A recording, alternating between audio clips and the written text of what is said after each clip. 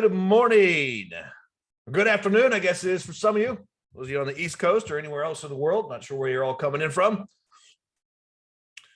But we should be good. Looks like we got everything set up. Can y'all hear me loud and clear? Let me know if you could. Give me a one, a yes, a hey, whatever. It doesn't matter. As long as you can hear me. So I know the cat can hear me. She's over there being crazy. Hey, she's chewing on the power cord. This cat thinks she's a dog. Awesome. Thanks, Kevin. She's chewing on the power cord that actually powers this computer. So that's not good. That'll scare her away. Sorry, that's the first. She's only 10 months old, so she's still learning a lot of stuff. I can turn my phone off here. I forgot to turn the thing off. So yeah, she might join us and jump up behind me. She likes the router. You can see right back here. She likes to get on there. It's warm. She curls up in there. So, but then she's also uncoordinated. She was sitting on there the other day and she slipped and fell off and landed on the top of my chair and then put her claws in my back. I was on the phone and it didn't feel good at all. It's like getting stabbed in the back. So she's a little bit crazy. I did not expect to get a cat, but this lady offered me to her. She wanted to get rid of her. And I was like, all right. So now I've got a cat dog. Hello, Brenda. Well, welcome out to Trading Coaches Playbook.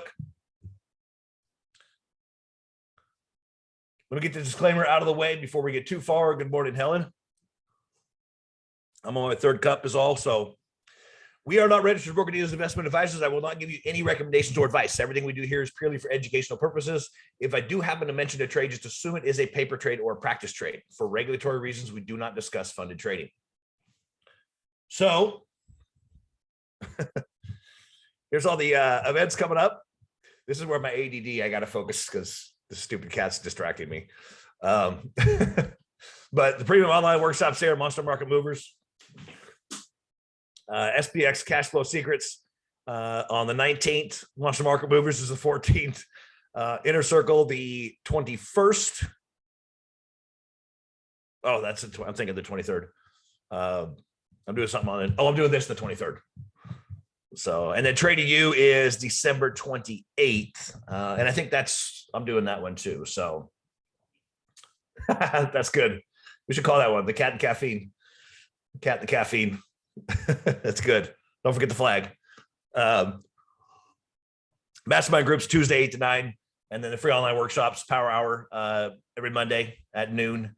And this one, Trading Coaches Playbook, is every Friday at noon as well. So Power Option Plays Tuesday, Saturday, Cover Call Explorers on Thursday, and then E-Mini Think Tank with Brandon is Monday, Wednesday, Thursday, with the exception of Christmas time. So, which makes sense. So, and then you can find us on all the social media platforms. And if you have not experienced patterns in a flash yet, I would suggest that you do. I'm a little biased, of course, but if you want to up your technical analysis skills and learn to see patterns and how to trade patterns, then that is definitely the tool for you. Thanks, Miguel. There's a link there. Miguel just put it in the chat box.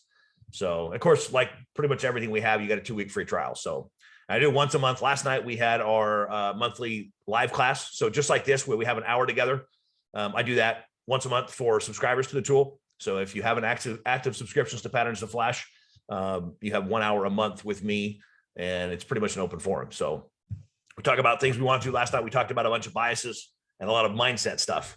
So which is critical in trading. We'll touch on one of them today with what we're talking about. So I see some names that were there last night too. So I won't get too repetitive, I promise. Well, there's the only thing I'll repeat actually at the bottom. So this is a challenging topic, right? News can be difficult to trade. And sometimes, especially if you swing trade or if you're holding positions overnight, sometimes news can be really, really good. And sometimes it can be devastating, right? But the questions are, what news do you pay attention to, right? How does it affect the markets? And I had a guy, this is probably, it was last Friday when unemployment came out. And even though I try to stay off Facebook as much as I can, but sometimes I get sucked in. And a long time ago, I joined some of these trading groups, options groups and all this stuff. And so I see the posts that they put up. And a guy posted, he goes, I don't understand. Unemployment came out. It was spectacular. It was a good unemployment report and the market's tanking. It doesn't make sense. Well, the one thing we have to do is you got to step back and you got to understand the mood of the market right now. What is going on in the minds of the traders? If you'd asked people a year or two ago what CPI is, especially these new retail traders have come in the last, since 2020, most of them wouldn't have been able to tell you what CPI was. Now CPI is a Super Bowl, right? All the other economic information right now, that's just a regular season game. But now everybody is focused on CPI. In the last 2 months, especially, CPI has been huge. Every time CPI comes out, people are freaking out and watching it, and they react in massive ways. The last one, what was it, a month ago? The market reacted, I thought, insane. Okay, it was a little tiny bit better than expected, but it wasn't that good. And the market just went crazy. Oh, it's turning. And a lot of these are retail traders, right? And I'm sure there's some institutions, but it's the people that think, oh, great, the market's going to turn now. It's the bottom pickers. It's those that are trying to buy at the bottom of the market. And they think that they think that CPI turning a little bit is going to be a big enough catalyst to make the entire market turn around. And it's a very short-sighted perspective because there's still so much trouble in the bigger economy. One little news thing's not going to change this. There needs to be something massive. And I mean, an entire huge, massive shift. And from what I can see, it's not going to happen. So what you've got to do is step back and I don't know if Rob's actually in here. I heard him say the other day he hates the 30,000 foot view. I don't know why. I love the phrase. I was about to say it, then I'm like, okay, if Rob's in here, I don't want to offend him. It's kind of weird. Anyway, so when you step back and look at the bigger picture, there's still lots and lots and lots of trouble going on, lots of problems. So, and until those are resolved, I mean, look at Carvana is on the verge of bankruptcy. A lot of these crypto companies are going bankrupt. What was the other one that I just heard? I just saw yesterday. There's rumors. It's not talk. I mean, Carvana is trying to restructure, and they might climb out of it. I think they're going to be. Maybe somebody can help me out. What was the one back in 2000? It was, I can see their trucks. It was the grocery delivery company when the internet just started out and everybody's like, oh, people are going to want their groceries delivered. So somebody started this company. It was, I keep drawing a blank on the name. I can see their trucks. They had these peach colored trucks and they went public. They took all this money they raised in the public. They made this massive move. They built out the website. They had all these trucks. And you'd see them all over the place, and they were bleeding like a sieve, right? I mean, they were losing money hand over fist because it turned out that not a whole lot of people like to shop online, especially when there's not a whole lot of people online. Now, pretty much everybody's online. So that concept would probably be a lot better today than it was back then because the internet just didn't have enough users at the time, and it wasn't something that people were accustomed to. So obviously it was ahead of its time because now to a certain degree, there's grocery deliveries. I mean, Amazon delivers stuff, but Amazon Fresh, I think they close down, I think. And some of these, I mean, I see these Safeway trucks on the road once in a while where they deliver, but it's not something huge. I think groceries are one of those, at least for me, I'm just going to go to the grocery store. I'll either do it when I'm out and about doing other stuff, or I'll make a special trip to buy groceries. I don't want to do it online, especially buying produce and all that stuff, right? You want to look at it and see that it's good. So anyway, and sometimes it's weird as it sounds for me to even say this. Sometimes it's a nice reprieve from because I'm at home a lot, right? When you sit in front of the computer and all you do is trade, you don't interact with a lot of people necessarily. So, I mean, I have other things that I do to basically to do that because otherwise you just sit here and trade all day. And then I talk into a computer and chat with you guys. It's not exactly exciting. And I mean, I'm not a hugely social guy, but at the same time, I don't like just sitting in an office and being on the computer all the time. So I don't like that either. But where was I? ADD moment. Anyway, so yeah, Carvana never got title settled? Really? Well, that's interesting. Yeah, but I'm going to go back to that. Thank you, Jennifer, for reining me in, bringing my ADD back. And going back to the big picture, the unemployment thing, good news means tight market and inflation goes higher. Exactly. And the market is hyper focused on inflation right now. So if employment is good and people continue to make money and continue to spend money, that continues to drive inflation. It keeps inflation elevated, which is not good. That's why the market tanked on the unemployment report. And so you got this weird thing. It's the same people ask, what happened with earnings came out? They came out and beat earnings. Why did they tank? Well, because they told you next quarter is going to stink. The market doesn't look backwards. They don't say, what did you do for me lately? What did you do last quarter?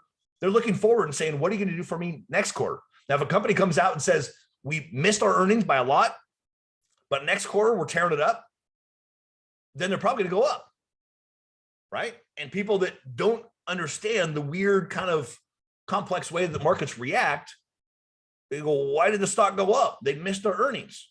Well, so what? That's old news, right? It's not about what's behind us. It's about what's in front of us. What might affect your individual trade? Man. And the last question there is the most important. How can the news affect your decision-making, right? There's this thing called confirmation bias, which essentially says you're only going to pay attention to and seek out news that confirms what you already believe. And I have caught myself doing this numerous times. I remember the first time looking back when I learned about this bias, when it was probably 2000 or 2001. I had just started trading and I had no idea what I was doing, right? And I think I had calls on Intel, if I remember right. And I was underwater. It was probably, I think it was one of my first trades. I don't remember. This has been 22 years ago. But I was hanging on, hoping that it would come back. And I remember watching CNBC, and I was always had CNBC on. I was watching it and listening all the time. And then news came out about Intel. Oh, breaking news on Intel. Oh, they're doing this and this and this, and this is going to do this. And I'm like, great, that's going to make the stock pop. And now it's going to make I'm going to have a profitable trade. The stock actually went down. Like, wait a minute, that doesn't make any sense. And thing ended up expiring worthless. But I remember getting so excited about that news because I thought it was going to make my trade profitable. It was going to bring it around and I wasn't going to lose now. But the news wasn't what the market wanted. The point is, the big point is that you've got to make sure that you're taking in news from and this is the hardest part, is taking it in a neutral fashion. It could be good, it could be bad. It depends on how the market interprets it. But even more important than that is, how do you adjust your decision making? Do you only pay attention to news that's good, that's going to be good for you, and you ignore other news that says it's time to get out of the trade? Because if there's information that comes out that says it's time to bail on this thing, and you don't pay attention to it because you're hanging on hoping, that's a problem. You've got to get that corrected. You can't just pay attention to the news that you like and ignore everything else. In other words, you've got to look at the whole picture. And you've got to accept the reality of what is really going on from a big picture perspective. So here's the new stuff. Economic releases, right? That's the big picture view, is the big data. The CPI is next Tuesday. PPI came out this morning, came in a little hot. That's another reason. I mean, I'm a little bit surprised the market gapped down this morning, but it is fighting back, which has been beat up over this week. So, but the fact that PPI came in a little hot, will it translate into CPI? I don't know. We'll see on Tuesday. So the market's trying to rally right now. And just if y'all are struggling in this market, you're not alone. It is wild and crazy, and the swings are nuts. And it's more than normal. Trading is always difficult. Okay. It's always challenging, even in good markets. In normal, non-news driven, basically in kind of lame bull markets, it's still challenging. But when you get into a news driven market like this, where it is very volatile and the swings can be massive, and it'll swing up and like, oh, should I get out? I mean, right now, where am I at? I mean, Tesla's up a bunch right now. It's up 8.5 points, right? But I just got into it the other day and I'm like, yeah, I'm right on the verge of my trigger. It's like, do I get out of it or do I hang on a little bit? Do I take half of it out, take a loss on half, and then, see if it turns around and put a looser stop on the other half?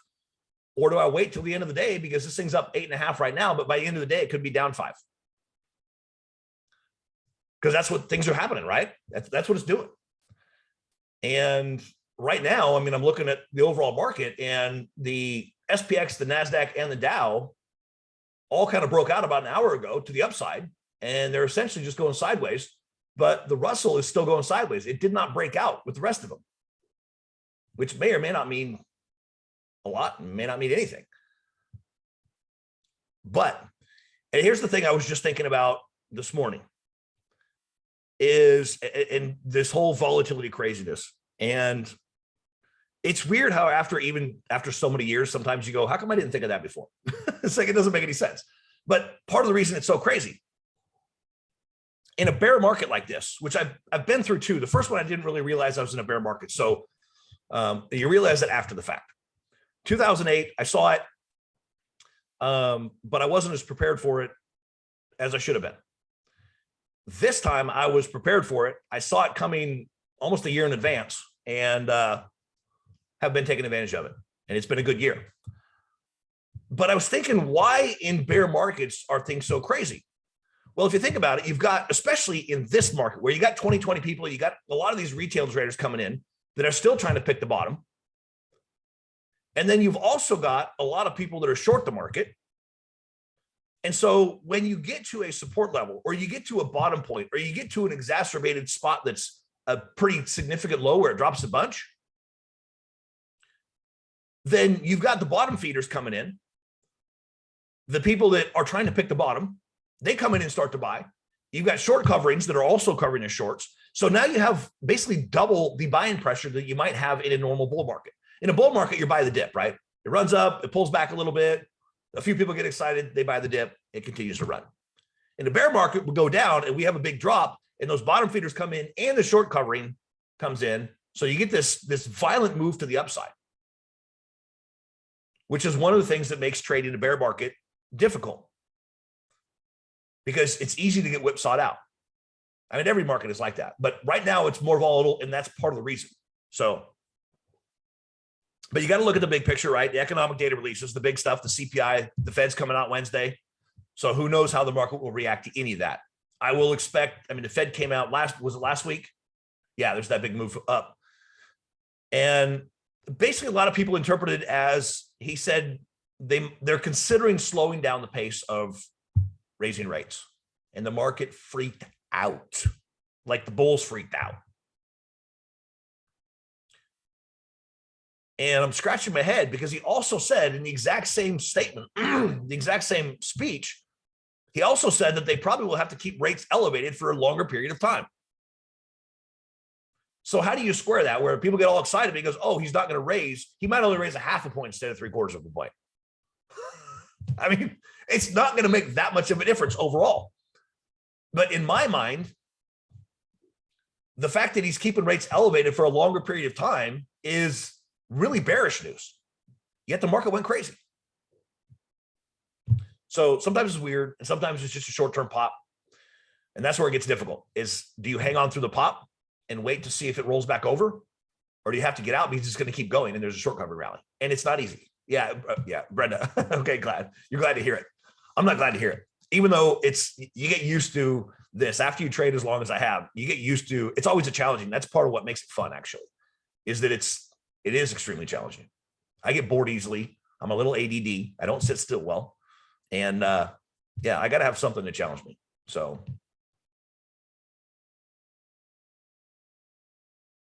Oh, I just saw your comment, Jennifer. Loving a stock, thinking it's going to turn around. Yeah. Don't fall in love. You just want to date. Right? It's the old saying. I just want to date the stock. I don't want to marry it. Okay. Sometimes it's just a one-night stand. I know it sounds awful, but hey, I'm talking about stocks now. Get in and out as quickly as possible. No commitment. Gone. I know, Brenda. Is that not what I said?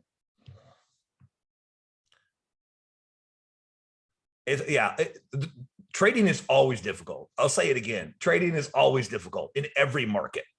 Some markets are a little more difficult than others, or a lot more difficult. And this market is, at this point, especially with how crazy news-driven it is very difficult. It's difficult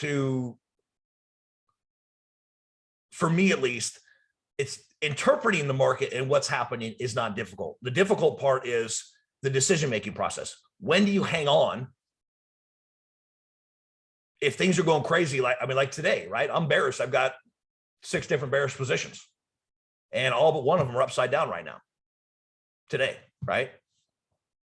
And the question that I'm wrestling with today is, do I hang on and see if this market rolls back over?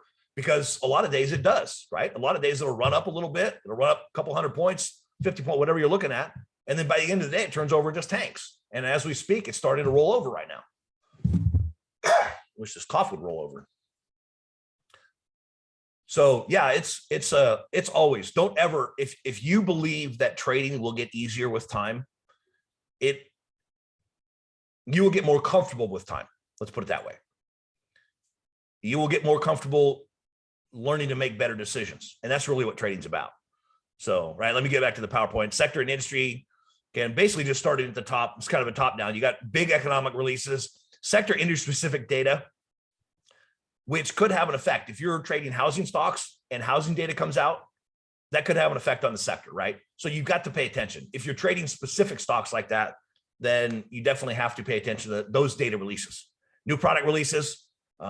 This hasn't really, I haven't seen anything in the last several years. I mean, the Apple releases when the iPhone first came out, for a while, people got crazy about it.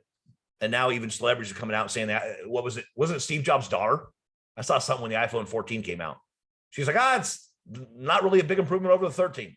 So why would you upgrade if there's not improvements on it? So M&A, mergers and acquisitions, that can be good depending on what it is. Usually that happens a lot in the drug sector, but it will. This is something that in the next year, probably 1 to 3 years, I think there's going to be a lot more M&A activity. Once the market really breaks down, which I think it's going to, it might be wrong. Something may happen and change the direction of it. As of right now, it looks like we're headed into probably at least 4, if not 8 or 12 months of continued downside. And when companies like Peloton is an example, right? Peloton has a viable product and a service that some people will use, right? Some people love it. I know people that have them and they love it. It's not my style. I don't like it. I either go to the gym or I go into my garage. I have a gym in my garage. That's where I prefer to go because I don't have to drive anywhere. And the gym I like was like 20 minutes away. It's like by the time I drive there and drive back, I could have a whole workout done. So it was a time thing more than anything. But Peloton will probably get acquired at some point, I would think, by somebody that a bigger fish, if you will. And it sounds weird to, maybe compare it and analogize it to the ecosystem. But I mean, you look at the ocean, right? The big fish swallow the little fish. That's what happens in the market too. The big guys, how many companies have Microsoft bought? Hundreds, if not thousands over the years. They come in, some, little programmer guy builds some little app or something like that. And they come in and say, we'll give you $10 million for it. I mean, $10 million to Microsoft is like a penny for you and me, right? It's nothing to them. But for, your average Joe little programmer sitting in his office building something, $10 million is life-changing. So, but you'll have public companies that will get swallowed up. I think Peloton is one that will probably get bought up. Maybe like a Samsung, somebody that offers that type of service already. I don't really look at this heavily. So it's not something, if that's something you're into, then go for it. New drug approval denial. This is one. What was that company? I just saw it too. It just got destroyed. It happened a while ago, but then it got cut like in half again. Gosh, I had it here on my list too. There it is. RKLB. I think that's it. I'm just going to cheat and go over there. Oops. RKLB. No, that's not. RLMD. That's what it is. I looked at the wrong line. That right there is the risk of, this is one reason if you trade in small cap pharmaceuticals, it's important to know what you're trading. Because there's a stock that opened up. It was a public company. It opened up about $11 and boom, the next day it gapped up to 11 or 12, ran all the way to 50, danced around that level for a while and then came back and they were going pretty gangbusters here for a bit. I mean, you're running 18 all the way up to 38. It doubled in about 3 or 4 months. And then this is a little pharmaceutical drug company, I believe. Yeah, it was Relmada Therapeutics. It's a drug company. And from one night to the next, they closed here at 31.69. It opens the next morning at 6. Oh, it opened at 6.66. That's pretty telling. I didn't even notice that before. That's crazy. They open at 6.66. Wow. This is what happens with drug companies. Now, if you own puts here, you're probably a little bit happy. You wake up that morning, order the Benz, right? If you had even a small position. But if you had calls or if you own the stock, yeah, you take it out of second mortgage, right? So this is what you have to be careful with regard to drug approval denial. If you're trading a small company that has drugs in the pipeline, and sometimes they have just one drug, and if the one drug gets shot down, their entire company goes away. That's probably what's going to happen with that company, is what I'm guessing. I don't know. I don't know what they have. I don't know what they're working on. I haven't dug into it, and honestly, I don't really care. But we're talking about news, and that is something, if you're in that space, if you're trading the drug stocks, you have to be aware of that. And then obviously earnings, that's one we all know, right? And this is the news coming up this week, or next week, I should say. You can see Monday, there's not really anything. Tuesday, there's CPI coming up next week, year over year, month over month, should have month over month. And then Wednesday is the Fed funds rate. Powell's news conference at 2:30. So those I would expect the market actually to be pretty muted the next couple of days. I was kind of hoping it would sell off a bunch today and tomorrow, or today and Monday, so I could peel back a lot of my positions with some profits and get out of the way, because who knows what's going to happen with us. So we've pretty much talked about just interpreting news. How do you adapt to it is a question. Well, the one thing that I have to do is force myself to slow down. Like, just take a deep breath. I don't know, about a little about just under an hour before we got started. Tesla was right on the edge. I'm like, do I just get out? I'm having to make a decision, right? And do I hang on? Do I wait? I'm looking at the market. I'm analyzing the big picture. And I was like, I don't like taking that big of a hit, but if I have to, I have to. I'd rather take a little bit bigger hit than expected than let it get even bigger, right? I'm like, you know what? And the one thing you want to learn to do is pay attention to how you're feeling. If you're in a panic mode, that's usually the worst time to make a decision. I can't tell you how many times I've done it. I panicked in or panicked out. Oh, it's moving, get in. And then the second you pull the trigger, what happens? Whoop, turns around. Get out, it's moving. You panic, you freak out. And sometimes it's a good decision. But it seems like, and I've never actually done a study or quantified it, try to figure out how many times I've done it. But it certainly seems like the vast majority of times when my emotions start to freak out and I panic and I make a decision and get out or get in, a little bit later, it's like, I should have waited on that. So slow down. Tesla was breaking out of an intraday high, and I'm like, you know what? I'm going to go shower. So I'm going to go get my mind off it, stop staring at it. I'm going to go take a shower and come back and see what happens. And if it drops back down, we'll evaluate it then and see. So I might have to pull the trigger today. We're just waiting to see. I need some definitive look that says, okay, this thing's probably going to continue to the upside, so it's time to get out. But slow down, take a breath, relax. Right? There's some people that have, I know somebody years ago implemented a 10-minute rule. They said, okay, if it hits the spot and I feel like I need to get out, I wait for 10 minutes. And if it's still not good, then I get out, right? It might cost me a little bit more, but sometimes that 10 minutes, it turns around and it was just a little blip, right? A little movement. Sometimes the best thing to do is stay out of the way. If you know news is coming, just like next week, I'm going to get as far out of the way as I possibly can.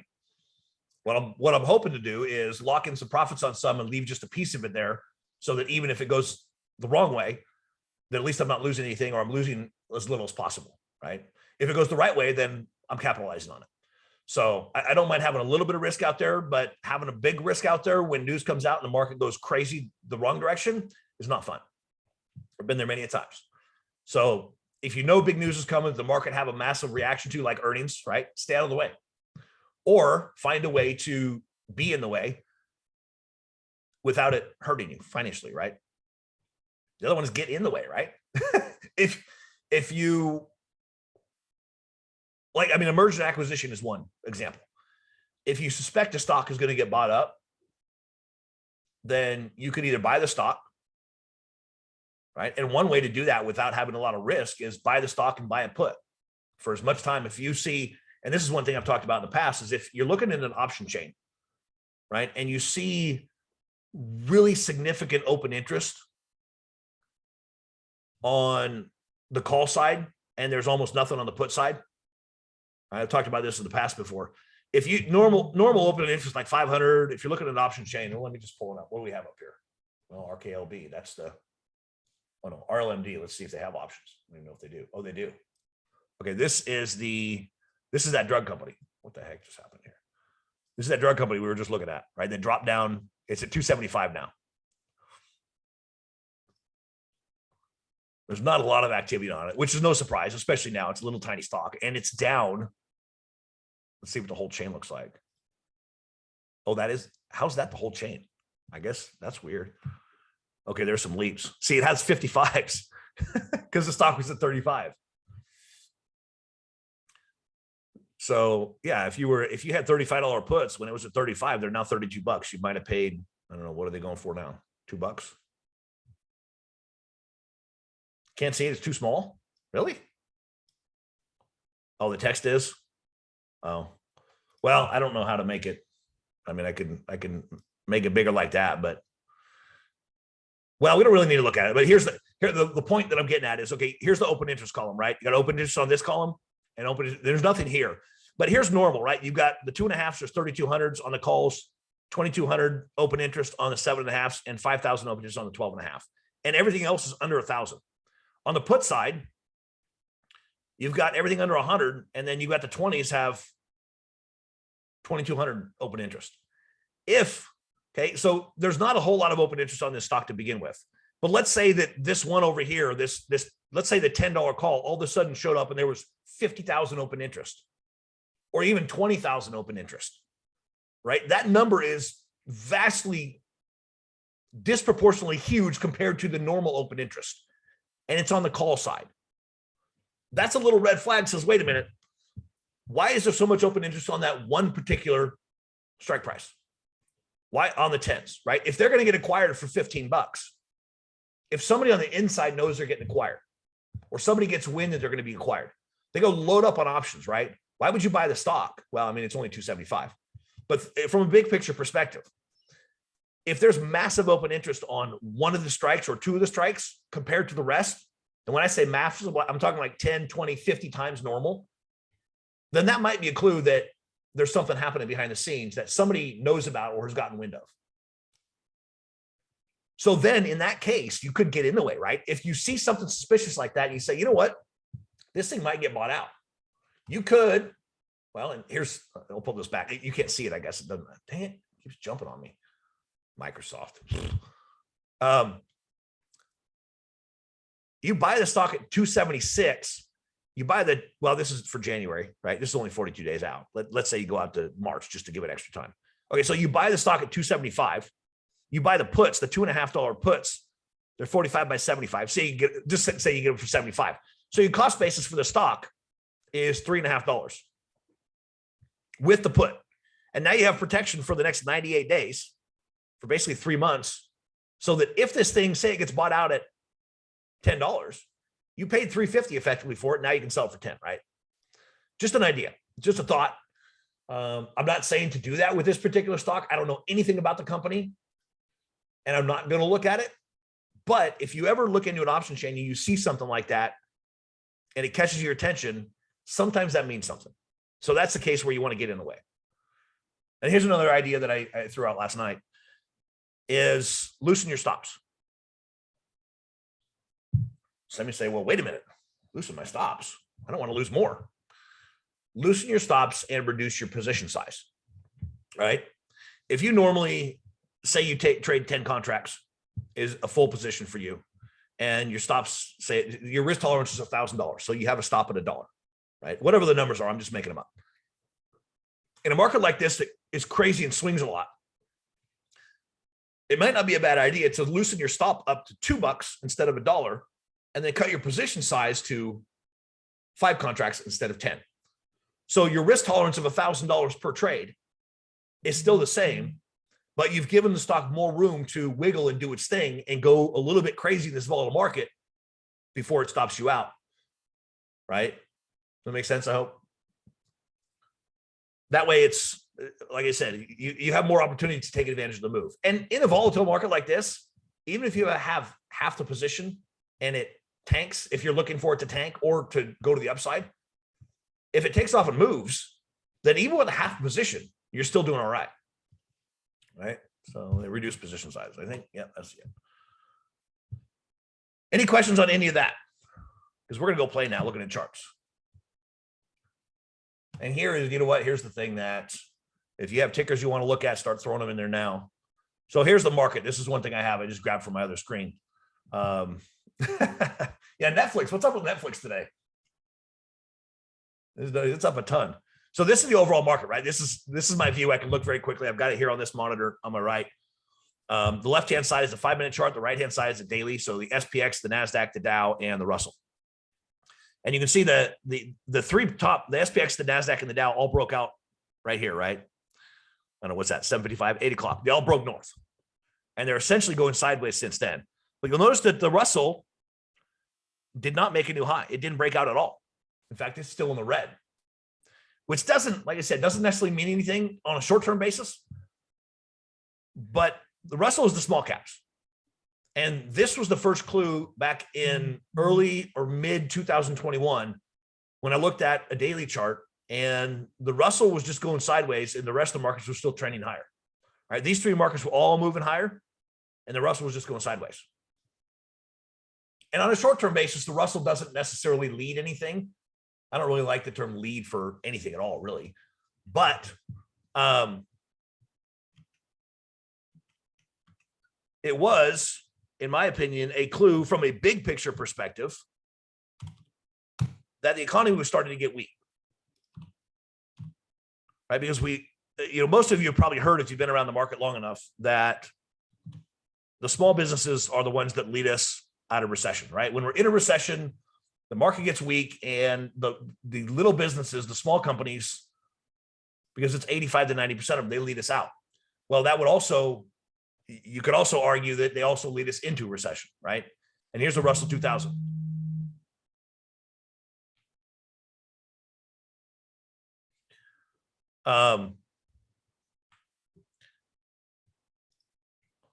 And here is the period that I'm looking at. So there's the high. And if we put the overlay the SPX on it,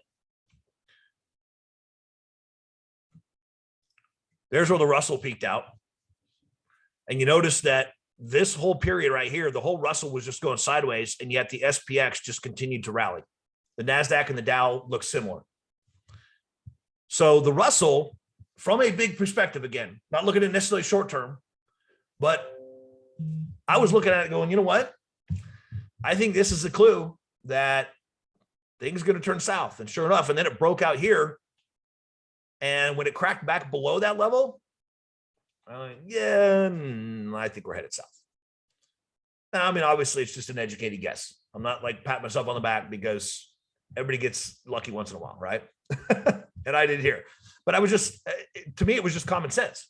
If the little guys lead us out of recession from a big picture view, then it would make sense they also lead us into it. And obviously, these smaller companies were not doing that spectacular in an environment that realistically should have been pretty bullish.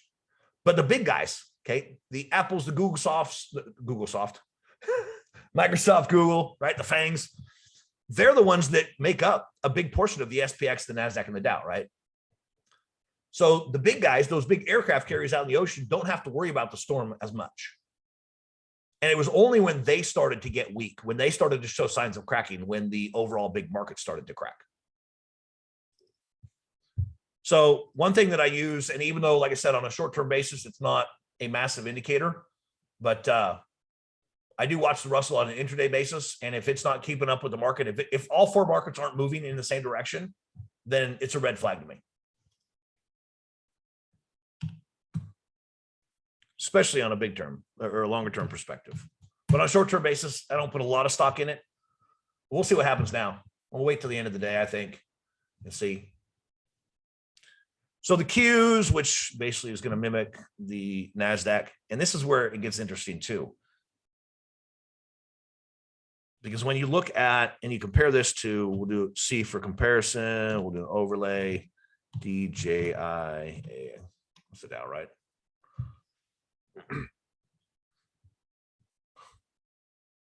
What do you see there? Right? I mean, the NASDAQ has the Dow, which is the purple line, magenta, excuse me. Sorry, ladies.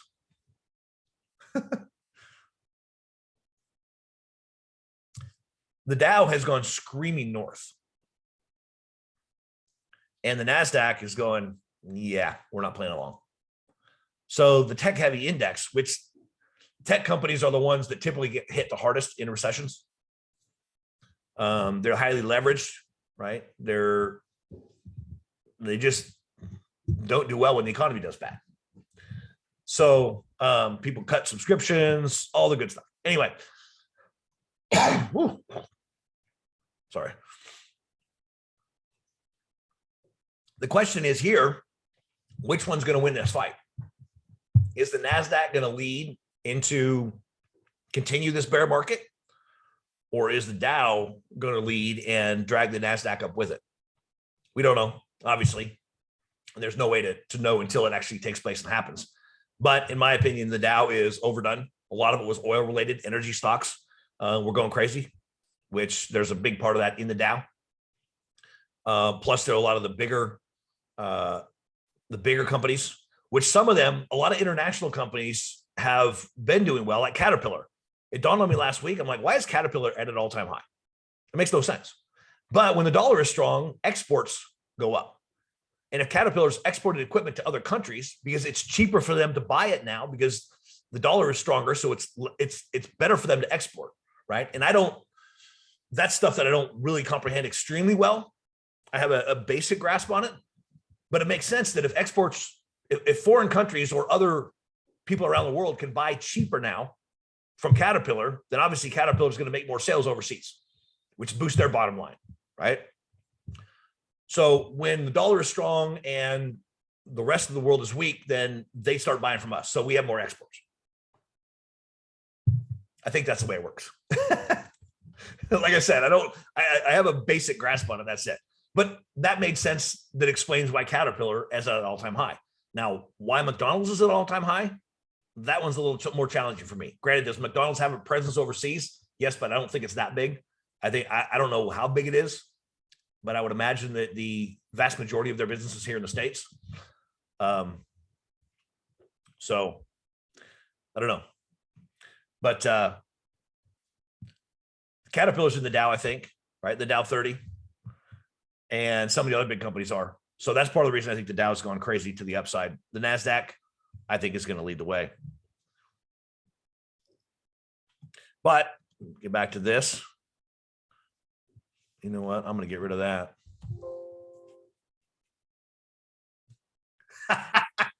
That's a good point, Les. I didn't even think about it like that. That's why I love doing this, to get a little different perspective, right? Because somebody had said something in one of these about the international trade thing, and maybe I should dive into that a little bit more, but it doesn't really matter for my trading from a trading perspective, for me at least, because on a short-term basis, I'm looking at the chart and the pattern.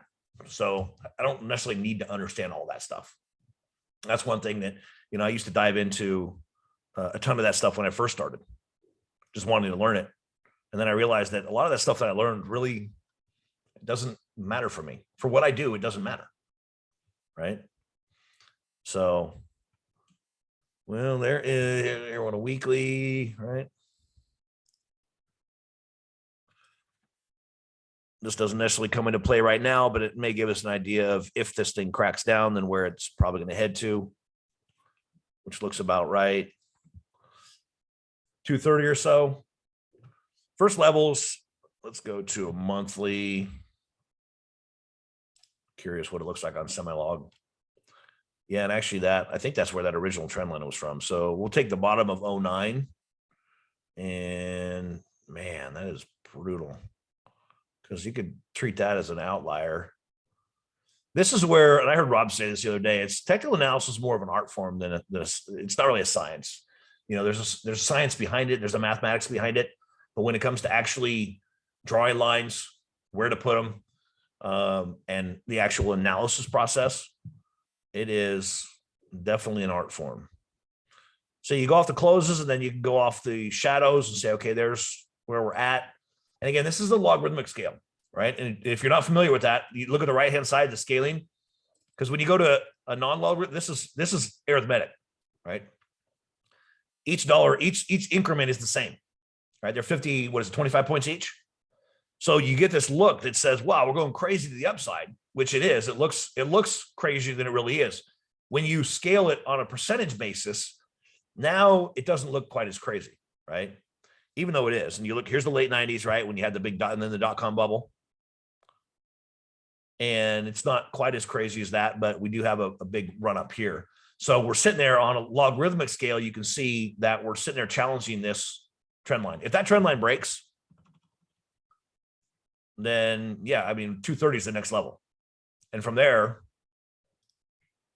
the next major level, there's about 185. Maybe not. But getting back to daily, as far as what to do with this thing, we'll throw this.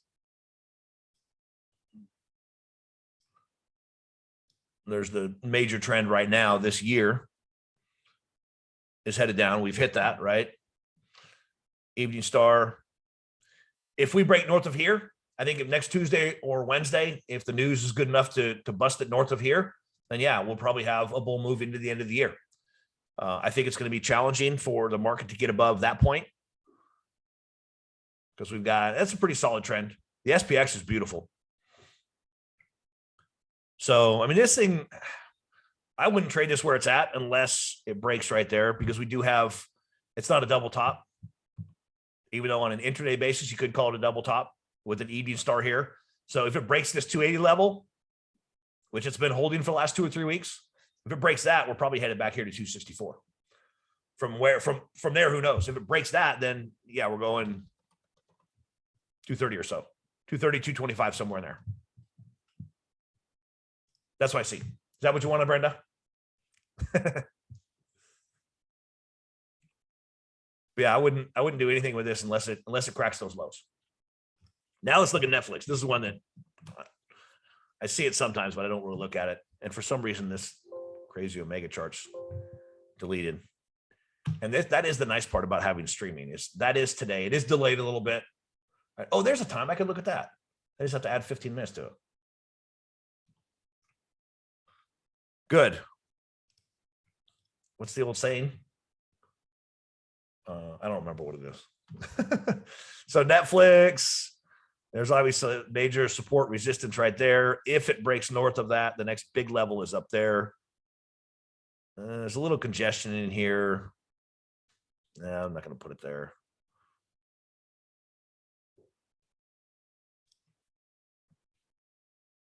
That's pretty close. Just look at the horizontal levels. And if you haven't noted, yeah, exactly. 2 heads are better than one. I go back and look at the entire history, or for the most part. There's Netflix. We don't need quarterly, but there's a weekly chart. It's one thing I love about Omega charts, right? I hit W for weekly, D for daily. There, I'm back at a daily chart. I can just zoom really easy. The hotkeys are easy to use. I mean, obviously, in the shorter term basis on Netflix, we're in a bullish trend. I don't know why it does that. There we go. Where does it go from here? Hard to say. Everything's hard to say. But it's you see that 330 level is when this thing crashed from 700, that's where it dug in. I think, did it hit there? No, it didn't hit there. It dug it and bounced there. And we also have some historical, yeah, we broke out. This is what, 2020. Is that that's a COVID crash. COVID crash, it dug in at 330. And we've got quite a bit of, that's a pretty solid level. So the only way I'd get bullish on this is if it breaks north of there. And right now it's at a point where it's extended enough that if it, say today, it rallies through it and closes way up here, I wouldn't touch it. It's too big of a move. I would wait for it to pull back. Maybe, I mean, if you really think it's going to do one of these, big 2-day moves, but it's got a big gap. There's a huge window open there, which doesn't necessarily fill. You can see here, though, it did, right? I think that's a CPI release. Boom, it gaps up, rallies for a week, and then it pulls back and pretty much closed that window. But then it took off. So I would expect this 330 level to be resistance. If it pulls back, in fact, that is actually, if it was to pull back and settle in right here, close that window, and you got a little bit of old resistance right here. It's not huge, but if it does that and then it takes off, I'd put a hook above it. And if it takes off, I'd hope that it would break out of there and go north. If you're bullish. On the big picture, I'm not bullish. But there are some stocks that will continue to be bullish even in the bear market.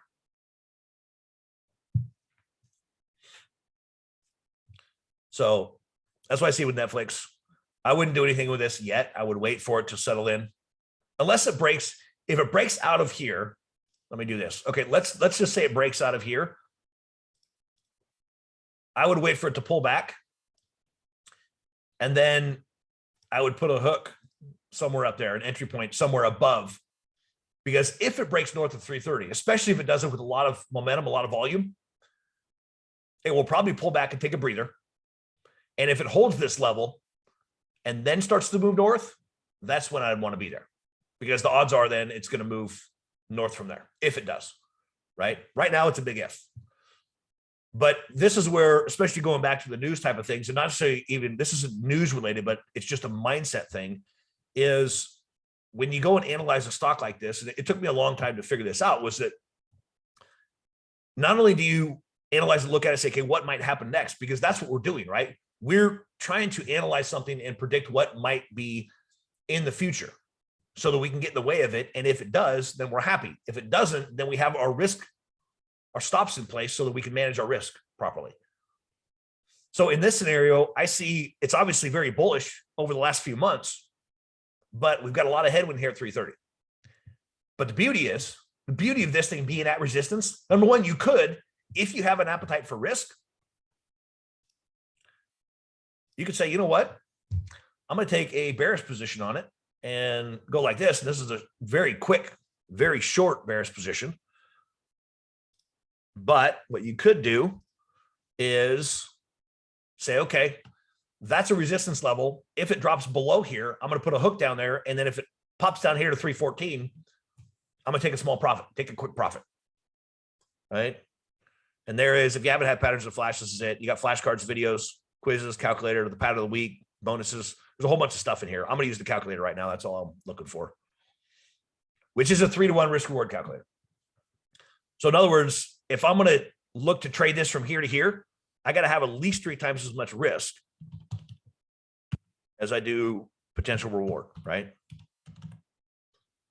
So 327.76. Oh, I nailed it. Just got lucky. So on Netflix, which it's kind of sort of right there. That's really tempting. If I wasn't already loaded up on some puts, I'd probably do this. I'm not saying you should, because it is, with the way the market is moving right now and this thing being very bullish today, it would be a very risky trade. Okay. But sometimes, and you can see how this thing can move, you do have a solid resistance here. That's also a pretty tight stop. It could take you out today. You could get in today and get stopped out today if the market rallies into the afternoon. But you've got $5 of risk, or $4.54. So do we have it? Let me pull an option chain just out of curiosity. Do we have time for that? We got 5 minutes. All right. I don't very often pull up option chains in here and look at them, and you may not be able to see them. I'll pull them over here and hopefully you can see enough. So there's the question is, which ones do we do? So here's the other part to the analysis process when it comes to trading short-term like we do. If you're a swing trader, that's essentially what I do. How much time do we need? If you're buying or selling stock or you're shorting stock, there is not necessarily a time limit, right? The time limit is when you want to get out. You own it. Either the thing goes to zero or you sell it when you want. Options have the time component, so you have to factor that into your decision-making and into your analysis. If we're going to trade Netflix, how long do we think it's going to take to make that move? It's 13 points. It's up 17 today. It could make that move in a day. It could make that move this afternoon. It doesn't look like it's likely because the volume is very solid on this thing. It's already at the average, and we're not even halfway through the day. So we're going to have a big gap, big move to the upside on a very bullish move. But if you play contrary, and you say, okay, and you can see back here, I mean, 299 to 286, there's 13 points in one day after a few days of just sitting there. So it very well could do it in a day or two. So how much time do we need?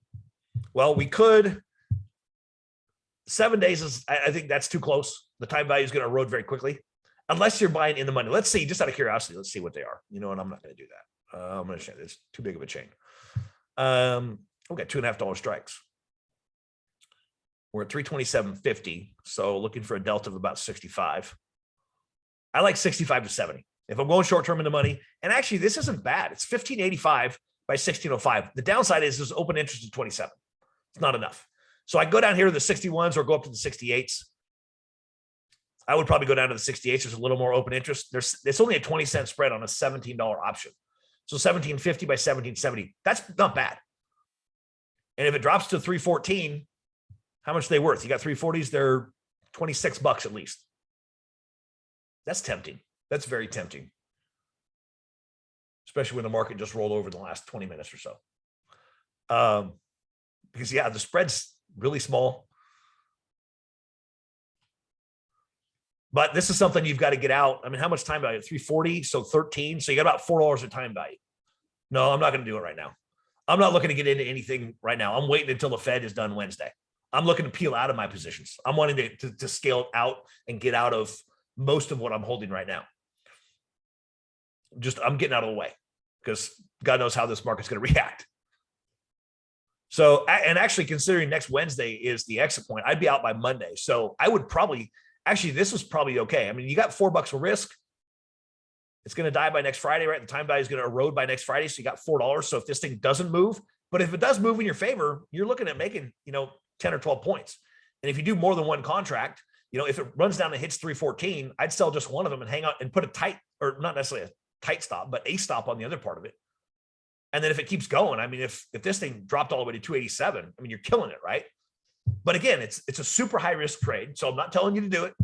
I'm very tempted to do it, but I'm not going to. Yeah, I'm not going to. I kind of want to, but there's another thing too. Anytime I get tempted like that, when I feel this, like I'm looking at the numbers and going, I get almost a double in a day or two. And you start thinking that way, or you used to get in that mindset that, hey, I can make a fortune. Have anybody ever done that? Where you get all excited about how much you can make and then you get in and you get hammered. So pay attention to, thank you. I figured I wasn't alone. There's enough of you in here to know that I'm not the only person in here that's done that. But then there's other times too, and this is the challenge to trading, right? There's other times where you don't pull the trigger and it moves just like you thought it would, and you left a huge profit on the table. So one important thing that you need to do is learn to pay attention to how you're feeling. And if you get overly excited about the prospect and you start fantasizing about a big profit on a trade, that's not necessarily a good place to be. And because when you get stuck on, this is what I want to make, and this is what I could make if it just does this, then you get stuck on that and making a decision, going back to the PowerPoint part, which was, I don't remember where that was, but it's really hard once you've locked yourself into a decision and this idea and this fantasy that you're going to make 10 or 15 or 20 bucks per option.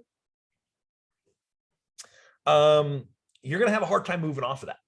You got to learn to train your mind to be very nimble and not lock yourself into one position or one analysis or one fantasy of making a killing on a trade. Exactly.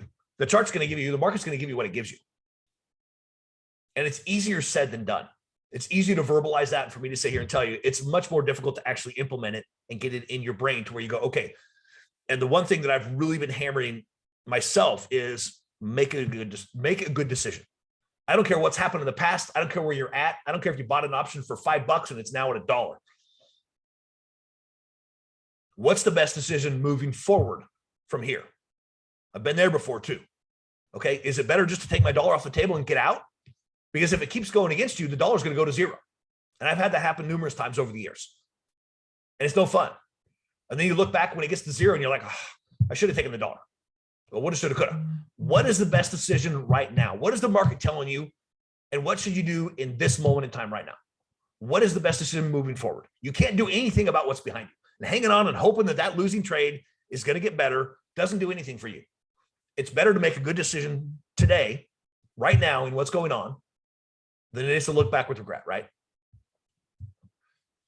It's challenging, Brenda. I'm telling you, it's not easy. That's why I talk about mindset a lot, because the mind is the biggest thing to overcome when it comes to trading. You are your worst enemy. I mean, that is, the competition is not you against the trader, the other traders. It's not you against the market maker. It's you against yourself. And I'm debating, I've got it pretty drilled into my mind, but I have debated whether to make a little sign to post up here that says, make good decisions. Just make good decisions. Forget what's behind you, because you're looking at a trade. You hate that you're losing. You don't like that you're losing. You don't like that you're underwater. Whatever the case is, you got to manage what's inside there. Those thoughts and ideas that are bouncing around. You go, okay, moving forward, what is my analysis and what does it say that's going to happen now? What is the best decision right now? That makes sense. I hope I'm verbalizing it well, but yeah, don't force it. Slow down. That's one thing that I have learned the hard way. That's why I put that in that, because it is, we all want to get to our destination as quickly as possible. And as soon as I started slowing down and going, you know what, forget that, forget the destination, forget thinking about this, forget thinking about that, forget that, just put all of it aside and just make good decisions today. When I started doing that, slowing down and going, okay, what's the best decision right now moving forward? That's when things started to turn for me. And it was a long road. Slow down, right? Get out of your own way. And just keep going. I mean, that's the best thing you can do is slow down and just think it through. And don't panic. The market moves. I mean, the market's rolling over right now, which here, and this is, I wasn't freaking out before we started, but I was getting a little nervous. I'm like, because I hate stopping out too. I'm no different. I hate getting stopped out of trades and taking a loss. It's like, if they just drop off and come back. I don't know if I can make that bigger, but, and that's always what I want. But in a crazy market like this, it's like, okay, so you see the markets, I mean, they're rolling over right now. Whether or not that sticks, who knows? I mean, we're at 10 o'clock. I just realized I got a timer up there too. So how's the market going to close out? I mean, my hope is that this thing just bleeds all afternoon, but that's me, right? I know some of you are all like, no, go up, go up. But what is this best decision moving forward? And Tesla, which is the one that I've got the biggest exposure to, that I'm on the edge of needing to stop out or not, was up 850 just 30 minutes ago. Now it's up 650. It just dropped 2 points in the last 20, 30 minutes. So it's one of those things. But this is, get out. I'm not getting out yet. Why would I get out? It hasn't hit my stop. It's gotten close. I got puts on it. It was up 850. Now it's only up 640. It literally was up 850 like 20, 30 minutes ago. And it just dropped 2 points in the last 20 minutes or so. So yeah, I want it to bleed. I want Tesla to go to 150. That's my target on it. Is 150. There's a flag, bearish flag. I think I mentioned that in the pattern of the week. So if you have that, or if you actually, I think I talked about it last night. I don't remember when it was. I can't keep it straight. But here's the thing, okay? And this is the one thing, it just came out of my mouth years ago, is the one thing that I've always failed at is quitting. I'm just not good at it. I'm terrible at quitting. When I find something I want, it's come hell or high water, I'm getting there. And that's what it was for me in trading. And it's a long slog. It really is. Trading is not easy at all. It is very difficult. In markets like this, it's even more difficult.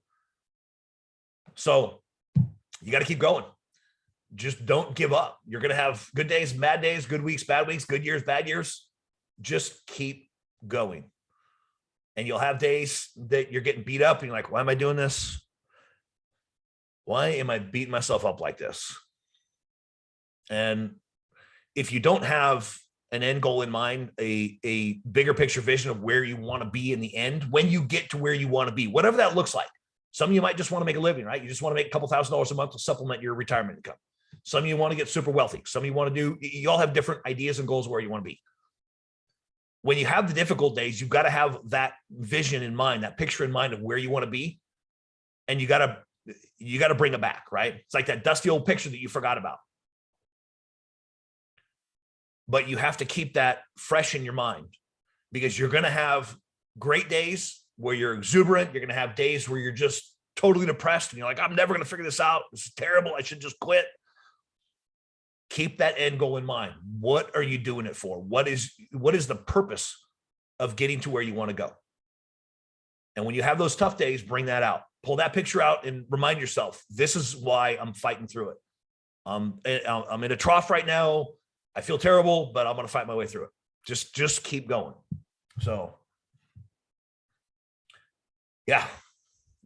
So anyway, I got to shut up now. We're a few minutes over. So any other real quick question? Well, we don't have time for a quick question. So I rambled on too long. So anyway, appreciate y'all coming and hanging out and having some fun. I look forward to seeing y'all in Patterns in a Flash. And if we don't see you before Christmas, Merry Christmas to y'all and Happy New Year. Y'all take care. God bless. Bye-bye.